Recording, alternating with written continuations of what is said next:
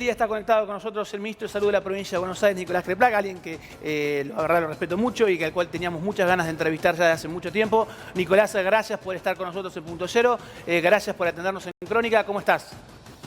¿Qué tal? ¿Cómo andás? Buenas noches. A ver, Nicolás, no te voy a meter en la clásica, hace ya 2 años venís hablando de lo mismo, 2 años venís hablando de la pandemia. Hoy quiero hablar algo más, te quiero meter más. Primero, ¿qué sensación haces o qué reflexión tenés, Nicolás, de tus primeros meses o tu primer ya casi, voy a ser de ministro?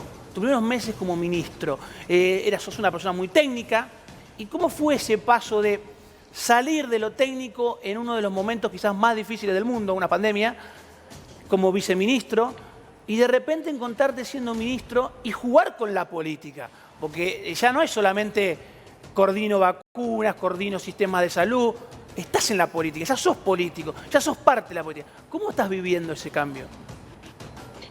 La verdad que no fue para nada traumático, porque nosotros con Daniel Goyan y un equipo muy grande, que estuvimos en el gobierno de Cristina, en el ministerio, él era ministro, yo era viceministro, y durante los años que gobernó Macri, nosotros estuvimos trabajando juntos también como docentes, investigadores, en muchos lugares, y la gestión la hicimos juntos también. Así que el movimiento que Daniel se dejó el ministerio para dedicarse a la campaña, para poder hacer la campaña integralmente, porque es cierto que el ministro tiene que ocuparse de la gestión porque es muy demandante en una pandemia. Fue un movimiento natural, casi sin ningún tipo de sobresalto. Es cierto que pasás de viceministro a ministro y hay un poco más de impacto en lo político, pero la verdad que para mí fue sin ningún problema. Yo soy militante hace muchísimos años, así que bueno, con la conducción y con la guía de Axel y en el mismo marco y esquema, la verdad que no fue para nada traumático. Yo me siento perfectamente cómodo. Y en ese sentido, ¿cómo sentís la mezquindad de la política? ¿Te ha tocado, por ejemplo, tener que hablar con intendentes de la oposición a los cuales vos como ministro de Salud? Porque siempre entiendo yo que el ministro de Salud siempre está un poco marginado de la política de barricada, porque es técnico, es algo técnico, es salud. O sea, no hay mucho que discutir si vos implementás una decisión, porque es una decisión sanitaria y creo yo que toda decisión que tomes va a ser pensada en el bien común. ¿Te ha tocado vivir con intendentes mezquinos, con intendentes a los cuales vos estás llamando y estás diciendo, che, mando 4 ambulancias para tal cosa y te cortan el teléfono? ¿Se vive eso? Sí, la verdad que antes de entrar en el periodo electoral teníamos un diálogo mucho más fluido con casi todos los intendentes de todos lados. La verdad que eso fue, la pandemia era muy exigente y nosotros no hicimos ninguna distinción de si uno tenía, si el intendente era nuestro color político o de otro. Eso ni en la cantidad de recursos ni en atender. Yo tengo una forma de trabajar donde tengo el teléfono abierto 24 horas y contesto y hablo con todos. Y eso lo hice con todos. La verdad que lamentablemente en las últimas semanas había pasado también en algún momento antes, pero pasó mucho más en cuanto se fue esclareciendo, poniéndose más concretamente la campaña, en donde a través de ya redes sociales o medios de comunicación se decían cosas que no me las habían planteado a mí antes, que no era un problema planteado, y muchas veces incluso atentando contra cuestiones de la campaña de vacunación, lamentablemente.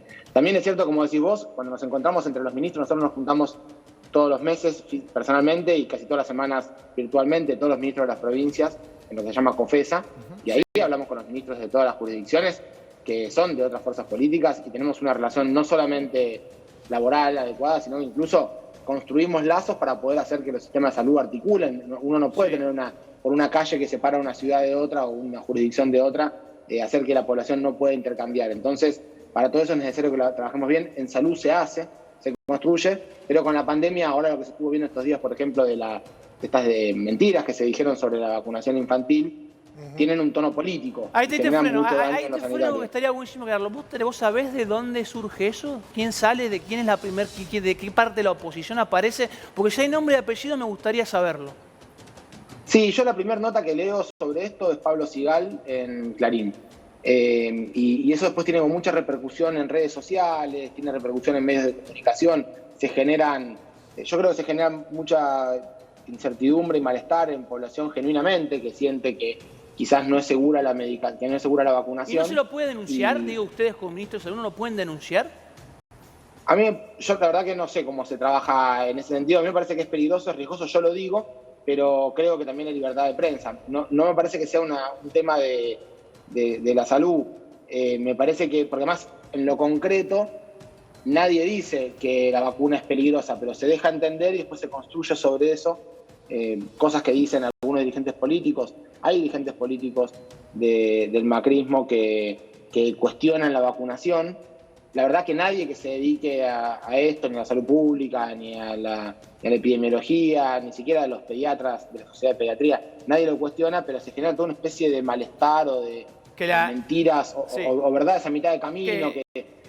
Uno lo piensa como un padre, genera malestar, ¿no? Claro. A ver, dirigentes que cuestionan la vacunación, pero están vacunados, ¿no? Claro. Agustín. Sí, ministro, le quería preguntar, yendo al terreno más político, lo que tiene que ver con la selección del próximo domingo y con las PASO, si después de todo el esfuerzo hecho por el gobierno bonaerense, el gobierno nacional, poniendo hospitales, terminando hospitales donde no había, dando atención y demás, ¿cómo sintió que ese esfuerzo, eso que se hizo, más allá de, por supuesto, que ustedes tenían la convicción de que era lo que había que hacer, que eso que se hizo no se haya valorado electoralmente?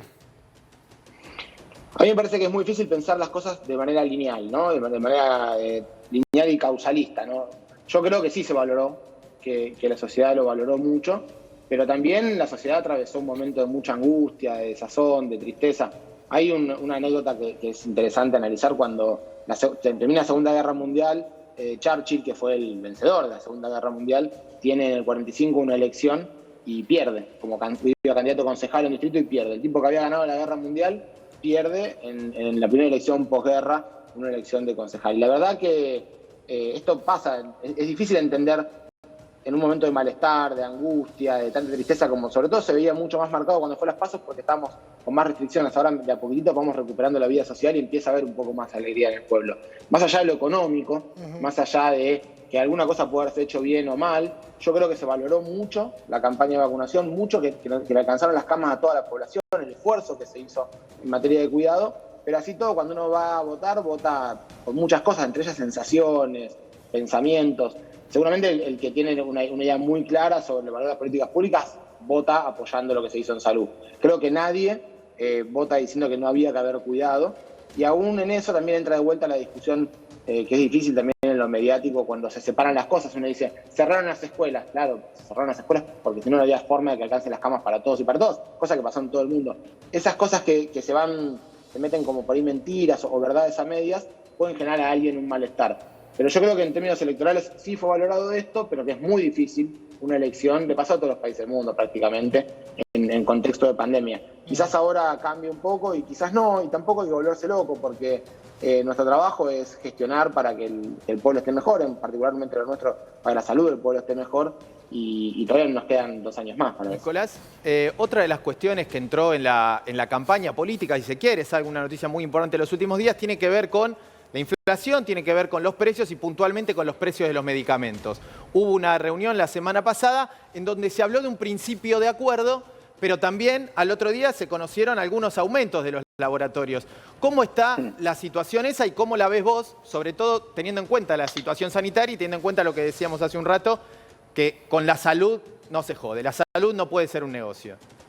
Mira, cuando estábamos en el peor momento de la pandemia, que estábamos con las camas muy críticas, ¿no? Y tenemos una enorme ocupación de las camas de terapia intensiva, llegamos a casi el 90% en la provincia de Buenos Aires.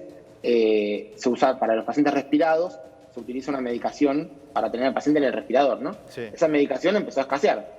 Y en ese momento aumentó 3, 4, 5, a ver, te pregunto, ¿es esa medicación la que viene de Brasil? ¿Es una medicación que se... No, se fabricaba en el país, alguna podía venir de Brasil también, pero se fabrica en muchos lugares, en el país se fabrica. Había escasez. ¿Se acuerdan? También pasó con el oxígeno. En un momento había escasez con el oxígeno aumentó más del 50% del precio en ese momento. Sí.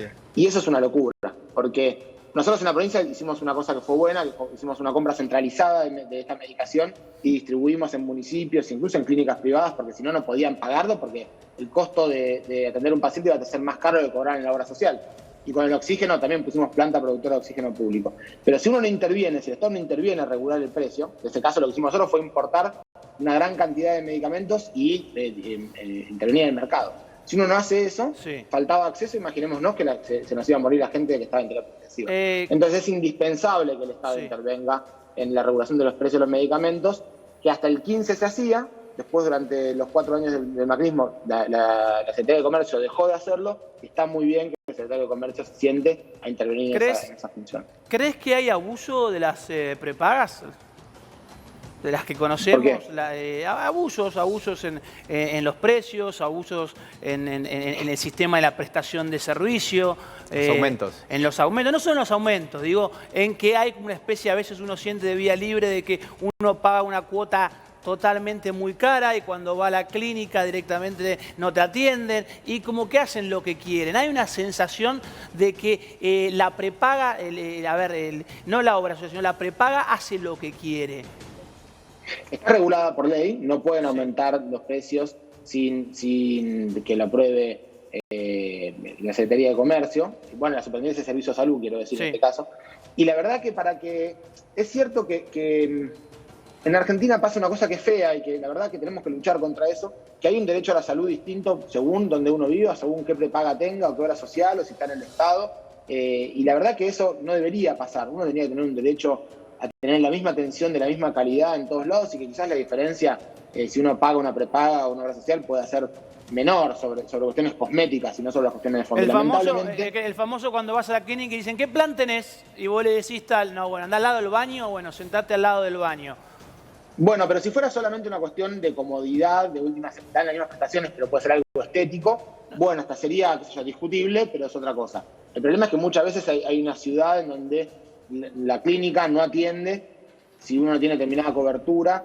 Bueno, pasó en la pandemia algo que nunca había sucedido, que faltaron camas antes para el sector de las prepagas, para el sector público. Esto no había pasado nunca. Pero habitualmente hay una diferencia en la velocidad de acceso a ciertas cosas. Y eso tiene que ver con que en el sistema de salud se perdió, en el sector público no, en el sector de la seguridad social y de las prepagas se perdió la lógica de la solidaridad. Claro. Que una obra social tiene que ser, es solidaria. El que gana más plata aporta la misma obra social que el que menos plata gana y todos tienen el mismo derecho a la salud. Cuando eso se fue para las prepagas, generó una distorsión en un sistema que hay que sentarse a discutirlo porque todos los que trabajamos en la salud, los de las prepagas, los servicios sociales, nosotros, todos decimos esto hay que volver a ordenarlo porque empieza a generar un malestar en la población que dicen esto como planteás vos recién. Acá hay una sensación de que algo no está funcionando del todo bien y en algún punto el pueblo se termina hartando.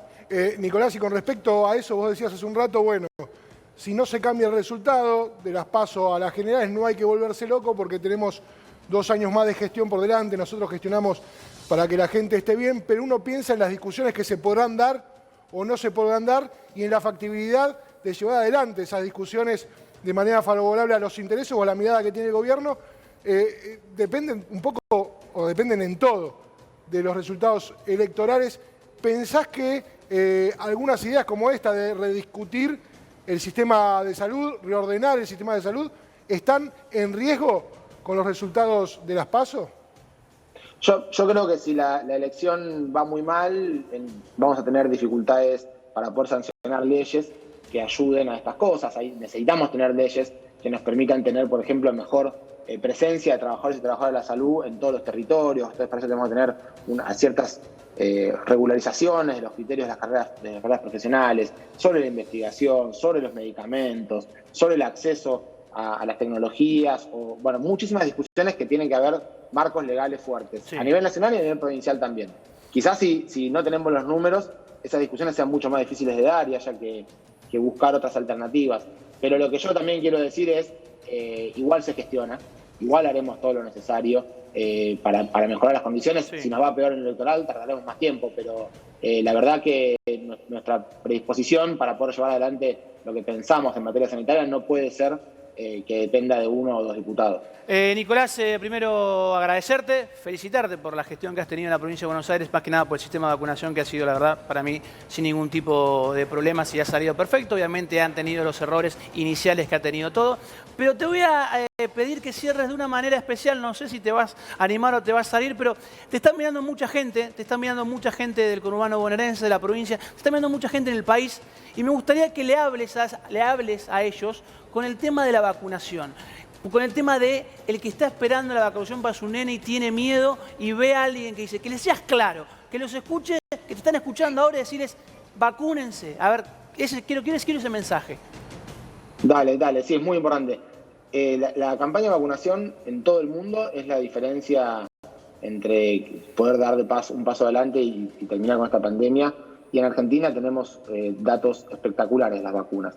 La primera dosis es la más importante de todos. Después hay que dar la segunda dosis y luego la tercera dosis. Todas hay que hacerlas. Es muy importante vacunarse. Tenemos un porcentaje de la población que aún no se ha vacunado. Si bien Argentina es uno de los países del mundo que más se ha vacunado, nos faltan todavía niños de 3 a 11 años que se tienen que vacunar con la vacuna de Sinopharm, que es una de las vacunas más seguras del mundo, que está utilizada en millones en nuestro país, en muchos lugares del mundo, con mucha seguridad. En los adolescentes con la vacuna de Pfizer hay que inscribirse, porque la primera dosis es la clave. Y a todos los que ya recibieron la primera dosis, y en la provincia de Buenos Aires más de 18 años tienen liberada la primera y la segunda dosis, es decir, vayan a darse las vacunas, porque mejoran la seguridad y la eficacia y dan una defensa por más tiempo. Y ahora estamos con las terceras dosis, así que, por favor, toda la población tiene que vacunarse. Si conocen a alguien que no se vacunó, díganle que se vacunen, explíquenle, básenle los datos de las páginas del ministerio, de cualquiera de nosotros, así pueden ver la diferencia, la eficacia de la vacunación. Y ante cualquier duda siempre pregúntenos, estamos siempre dispuestos a charlar con cualquiera de nuestro pueblo que tenga una duda y le aclaramos todos los problemas, pero es necesario no solo vacunarse, sino también decirle al vecino al lado, a los conocidos, a los familiares, que se vacunen, porque la vacuna es una cuestión solidaria de todos y de todas. Excelente, Nicolás, gracias por estar con nosotros. Por cuestiones naturales de laburo no has podido estar, pero te esperamos en el piso en cualquier momento. Nosotros nos seguimos. Ya está con nosotros Guillermo Moreno, ya está Cynthia Houghton. Están hablando muy bien detrás de cámara. Opa. Me preocupa, no sé cómo puede ser una charla entre Houghton y Moreno, aunque vamos a verlo después. Vamos a ver quizás